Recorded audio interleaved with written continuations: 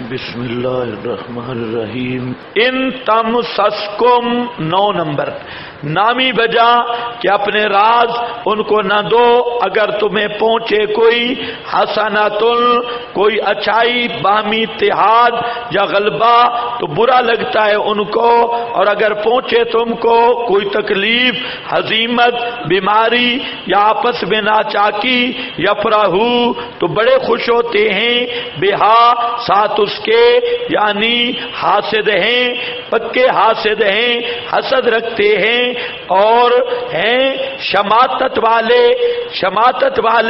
شماتت بھی ہے حسد بھی ہے.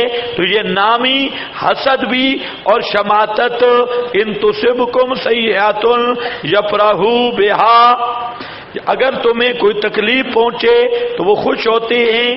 جو دوست ہوتا ہے وہ دوست کی تکلیف پہ پریشان ہوتا ہے اور اپنا خوشی پہ خوش ہوتا ہے، اور جو دشمن ہے وہ خوشی پہ حاسد ناخوش ہوتا ہے، اور تکلیف پہ جو شماتی ہے یہ خوش ہوتا ہے. شکر ہے رگڑا لگا ہے کہ نہیں لگا، شکر ہے ٹھیک ہوا ہے. ایسا رگڑا لگنا چاہیے اور بچنا نہیں چاہیے. تو یہ شماتت ہے. نبی کریم علیہ السلام دعا کرتے تھے اعوذ بکا من شماتت الاعداء، اللہ میں تجھ سے تیری پناہ مانگتا ہوں، تیری پناہ میں آتا ہوں. من شماتت الاعداء، دشمنوں کی شماتت سے. شماتت کا معنی آدمی ایسے حال میں ہو جائے کہ اس کو دیکھ کر دشمن خوش ہو. حضرت ہارون کے جب حضرت موسیٰ نے بالوں سے پکڑا تو لا تشمت، ہاں میرے بھیا یبنا اما اور میرے ماں جایا، دشمنوں کو خوش نہ کر. یہ مشرک دیکھ رہے ہیں بچے کے پجاری، یہ خوش ہوں گے کہ حضرت ہارون کی بے عزتی ہوئی ہے. تو یہ کیا ہوتا ہے شماتت اعداء، دشمنوں سے. لیکن یہ ہوتی بے عزتی ہے دشمنوں کے ہاں. کئی طالب علم ہوتی ہیں وہ استاد کی بات کو بھی بے عزتی سمجھتی. یاد رکھ لو یہ جاہلیت کی انتہا ہے.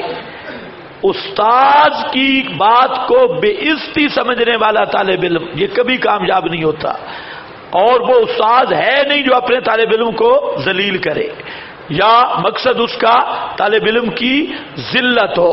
تو یہ عام مرض آج دیکھنے میں آ رہا ہے، پہلے نہیں تھا. آج یہ عام مرض ہے کہ استاد اگر طالب علم کی کوئی تربیت کرے یا اس کی اصلاح کرے یا اسے کوئی بات سے روکے ٹوکے تو وہ سمجھتے ہیں میری بے عزتی ہو گئی ہے. یہ بے عزتی اگر استاد کی بات بے عزتی ہے تو پھر اس سے بڑا گدھا کائنات میں کوئی نہیں. اور یہ طالب علم نہیں ہے، یہ طالب علموں کے روپ میں شیطان ہے اور ابلیس ہے. استاد کی بات کو بے عزتی سمجھنا اس سے بڑی بدبختی کوئی نہیں ہے، اور اس استاد سے بھی بڑا بدبخت نہیں جو اپنے طالب علم کو جان بوجھ کے بلا وجہ اس کو ذلیل کرنا چاہتا ہے، اور اس کا مقصد تربیت نہیں، اس کا مقصد ہے صرف اس کی بے عزتی کرنا اور ذلیل کرنا. تو وہ استاد بھی بہت بدبخت ہے، اور وہ استاد نہیں ہے، وہ استاذی کے روپ میں کوئی اور چیز ہے. اسی طرح جو طالب علم استاد کی بات کو بے عزتی سمجھتا ہے تو یاد رکھو وہ طالب علم نما ابلیس ہے. اونچا ذرا جی بولو. اچھا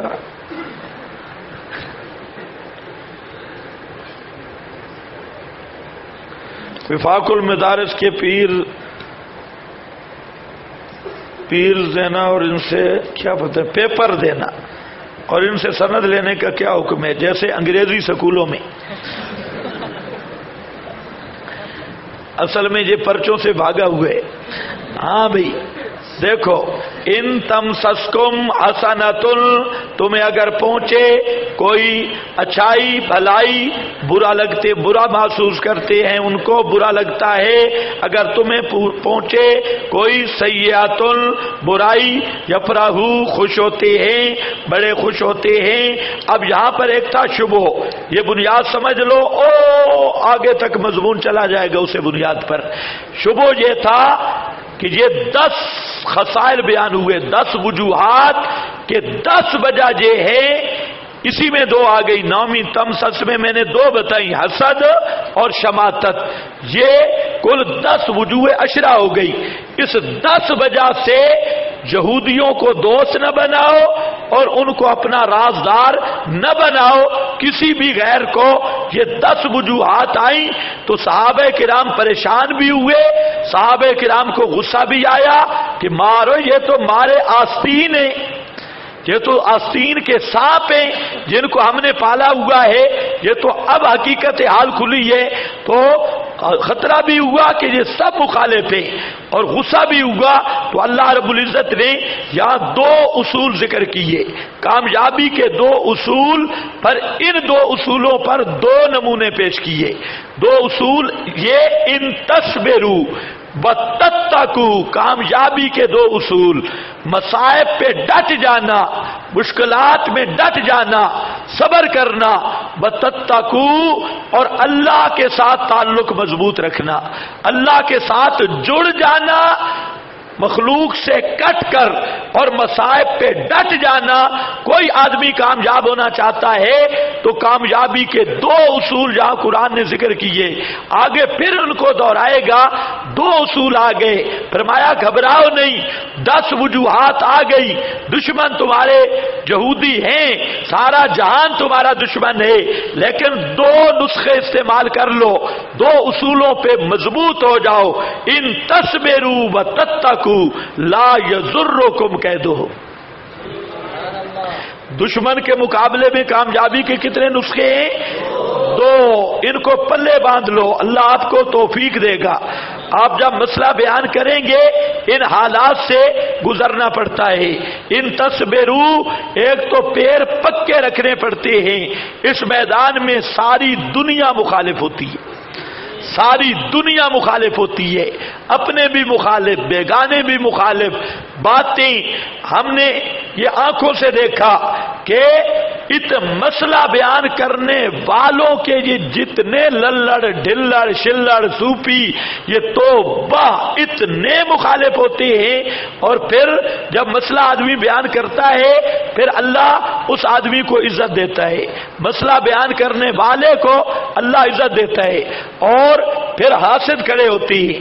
حاسدین یہ سب سے زیادہ نقصان دہ ہوتے ہیں، ابتداءً وہ مسئلے کی مخالفت کرتے ہیں، چڑ مسئلے سے ہوتی ہے، اور اس مبلغ کو بدنام کرنے کی کوشش کرتے ہیں، ناکام کرنے کی کوشش کرتے ہیں، لیکن اللہ کا قانون یہ ہے کہ جو مسئلہ اللہ کی رضا کے لیے بیان کرے اللہ اس کو مقام دے دیتا ہے، عزت دے دیتا ہے، ساری دنیا زور لگائے وہ اس عزت کو روک نہیں سکتی۔ پھر دوسرا مرحلہ ہوتا ہے حاسدین کا، وہ حاسد غصے سے بھرے ہوئے، چھوٹی چھوٹی باتوں پہ اعتراضات اور مختلف قسم کے، لیکن پہلے مسئلے پہ ڈٹنا ہے، پھر حاسدین کا مقابلہ ہے، دشمنوں کا مقابلہ ہے، ابتدا سے انتہا تک 2 چیزیں، تصبروا، ڈٹ جاؤ، اپنے پاؤں کو کچا نہ ہونے دو اور پکے رہو، ساری دنیا سے ٹکر لینی پڑے پک جاؤ عزم کے ساتھ، اور تتقوا، اپنی ذاتی خواہشات نہ ہوں، اپنے مفادات نہ ہوں، اللہ کے ساتھ تعلق ہو، اللہ سے ڈرو اور اللہ کا مسئلہ اللہ کی رضا کے لیے پیش کرو، اور ہر وقت اللہ رب العزت کا ڈر دل میں ہو، اپنی مفاد پرستی، اپنی ذات، اپنا پیسہ، اپنی اولاد جائیداد کے لیے مسئلہ نہ بیان کرے، مسئلہ بیان کرے اللہ کی رضا کے لیے۔ تتقوا یہ دوسرا قانون ہے، اس تتقوا میں مقصد یہ ہے کہ واعتصموا باللہ، اللہ کے ساتھ چنگل لگا لو، مضبوط ہو جاؤ، سب کو ذہن سے نکال لو، اور لا یضرکم، جب یہ 2 باتیں ہوں گی، 2 شرطیں ہوں گی، صبر بھی ہوا، استقلال، تتقوا، ڈٹنا بھی ہوا، اللہ کا خوف ہوا، مخلوق کا خوف نکل جائے، اللہ کا خوف رہے، طالب علم بھی وہی کامیاب ہوتا ہے جو ڈٹ جائے، تصبروا وتتقوا، اور صبر کا معنی استقلال ہے، پکا رہے، ایک نہیں کہ 4 سبقوں میں حاضر 5ویں میں ناغا، ادھر ادھر، تو یہ صبر شبر نہیں، یہ پھر جیسے خالی آیا ویسے ہی جائے گا۔ ہاں ان تصبروا وتتقوا لا یضرکم کیدہم، نہیں نقصان دے سکتا تم کو مکر ان کے یا منصوبے ان کے، شیئا کوئی تمہیں نقصان نہیں دے سکتا، بے شک اللہ پاک یہ عمل کر رہے ہیں، محیط یہ گھیرنے والا ہے